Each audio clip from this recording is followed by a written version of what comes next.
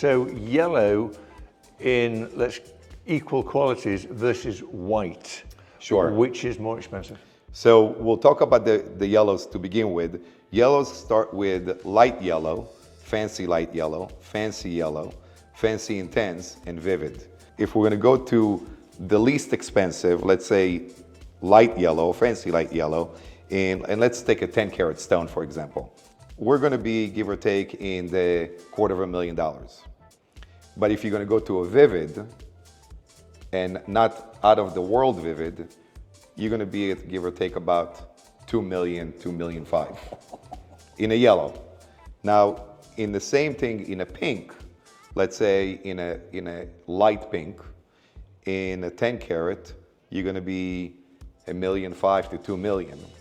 But if you go to a vivid, then you can go into the stone that I purchased, which is the world's most expensive pink, and that was just over $58 million. $58 million. Can you imagine pulling the trigger on this? No, I mean, that's brave. You've got to be very gutsy to buy a $58 million You do. stone. Did you already have a buyer for it, or did you buy it?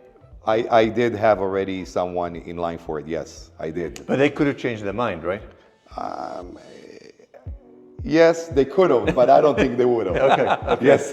But would you bid even more because it was an auction? Would you be ready to put more down? So that was literally my last draw. It was the last. Yeah, it was the last draw. The #1 Asian collector in the world. Wow. We were going against each other. So the hammer hit. I swear to God, I went down to my knees and I started crying.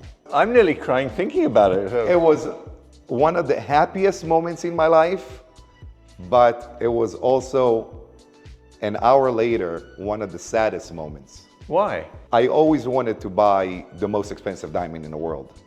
But then it was sad because now I have to hit a new plateau. So I'm always ready for that next level.